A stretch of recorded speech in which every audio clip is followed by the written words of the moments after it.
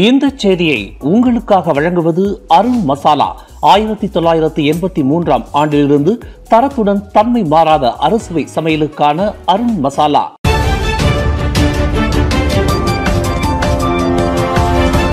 வணக்கம். திசைகளின் ஒரு மணி செய்திகள். இஸ்ரேலுக்கு எதிராக ஆயுத தடையும் பொருளாதார தடையும் விதிக்கப்பட வேண்டும்.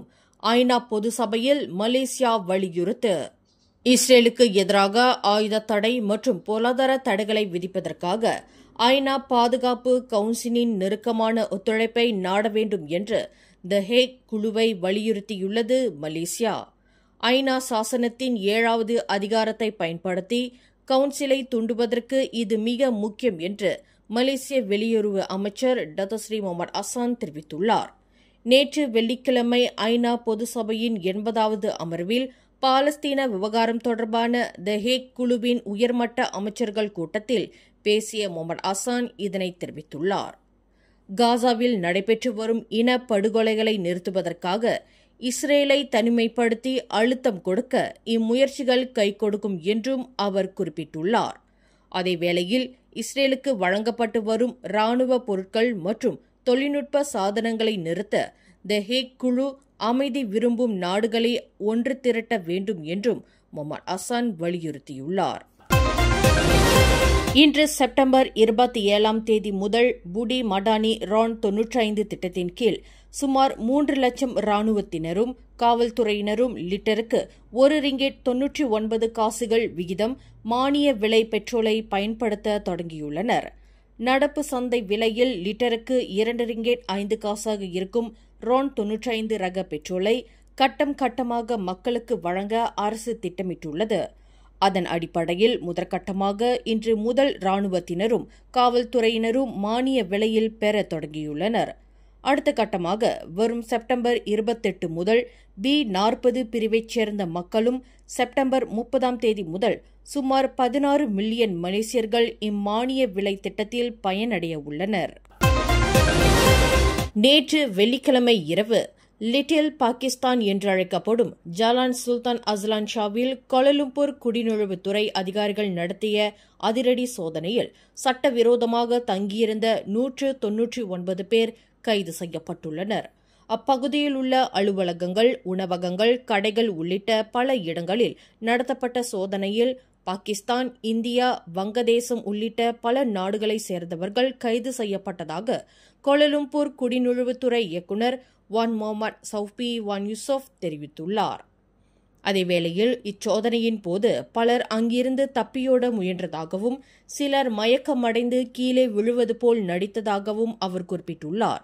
இதுபோன்ற நடவடிக்கைகளை தவிர்க்க நாட்டில் சட்டவிரோதமாக தங்கியிருக்கும் வெளிநாட்டினர் தாமாக முன்வந்து சொந்த நாட்டிற்கு திரும்பும் திட்டத்தில் பங்கேற்க வேண்டும் என்றும் வான் முகமது வலியுறுத்தியுள்ளார். கோத்தா பாருவைச் சேர்ந்த தம்பதி கிங் கிராப் என்றழைக்கப்படும் 150 பெரிய வகை நண்டுகளை சுமார் 15 நிமிடங்களில் விற்று முடித்து அப்பகுதி மக்களை ஆச்சரியப்படுத்தியுள்ளனர். சாலையோர கடை ஒன்றில் முகமது இக்மால் நூர் ஹக்கீம், முகமது யூசுஃபும் அவரது மனைவி நூர் அல் ஃபத்தோனா அவாங்கும் 85 ரிங்கெட்டுக்கு இந்த நண்டுகளை விற்றுள்ளனர்.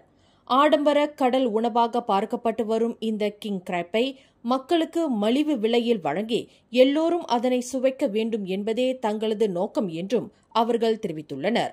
நண்டு விற்பனை செய்யும் இத்தம்பதியின் காணொலி டிக்டாக் உள்ளிட்ட சமூக வலைதளங்களில் மக்களின் அமோக ஆதரவை பெற்று வருகின்றது. நேற்று வெள்ளிக்கிழமை மாலை சரத்தோக்கில் உள்ள கிரியான் ஆற்றில் 10 பேருடன் சென்ற படகு ஒன்று கவிழ்ந்ததில் 4 தொழிலாளர்கள் நீரில் மூழ்கியிருக்கலாம் என அஞ்சப்படுகின்றது. நேற்று மாலை 5:30 மணியளவில் ZCCC கட்டுமான பிரிவின் 10 ஊழியர்கள் வேலை முடிந்து படகில் செல்கையில் இச்சம்பவம் நடந்துள்ளதாக சரவா தீயணைப்பு மற்றும் மீட்புத்துறை தெரிவித்துள்ளது. இந்நிலையில் எஞ்சிய 6 பேர் மூழ்கிய படகின் ஒரு பகுதியை பிடித்து உயிர் தப்பினர் என்றும் பின்னர் அவர்கள் பாதுகாப்பாக மீட்கப்பட்டனர் என்றும் சரவா தீயணைப்பு துறையைச் சேர்ந்த செய்தி தொடர்பாளர் தெரிவித்துள்ளார். மாயமான 4 தொழிலாளர்களை தேடும் பணி தற்போது நடைபெற்று வருகின்றது. ஆஸ்திரேலியாவில் AI மூலமாக உயர் பதவியில் உள்ள பெண்களின் ஆபாச படங்களை தயாரித்து அதனை இணையத்தில் வெளியிட்ட ஆடவருக்கு அந்நாட்டு நீதிமன்றம் 3,40,000 ஆஸ்திரேலிய டாலர்கள் அபராதம் விதித்துள்ளது. ஆஸ்திரேலியாவின் பெடரல் நீதிமன்றத்தில் ஆண்டோனியோ ரொட்டோண்டோ என்ற அந்நபர் தனது குற்றங்களை ஒப்புக்கொண்டதால் அவருக்கு இந்த அபராதம் விதிக்கப்பட்டது. பாதிக்கப்பட்ட பெண்களில் ஒருவர் நீதிமன்றத்தில் இச்சம்பவம் குறித்து விவரிக்கும் போது இதனால் தான் மிகவும் பாதிக்கப்பட்டு மன உளைச்சலுக்கு உள்ளானதாக தெரிவித்துள்ளார்.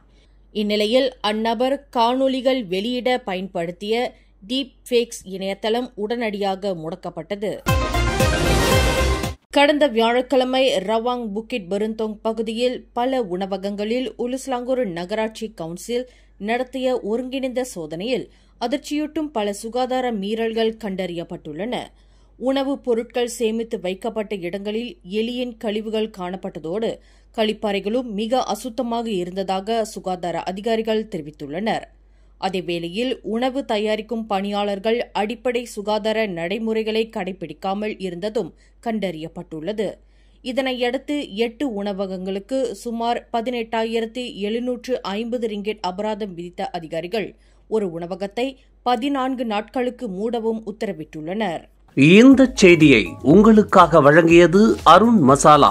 1983ஆம் ஆண்டிலிருந்து தரத்துடன் தன்மை மாறாத அறுசுவை சமையலுக்கு அருண் மசாலா. மேலும் செய்திகளை தெரிந்து கொள்ள கீழே இருக்கும் பெல் பட்டனை அழுத்துங்கள்.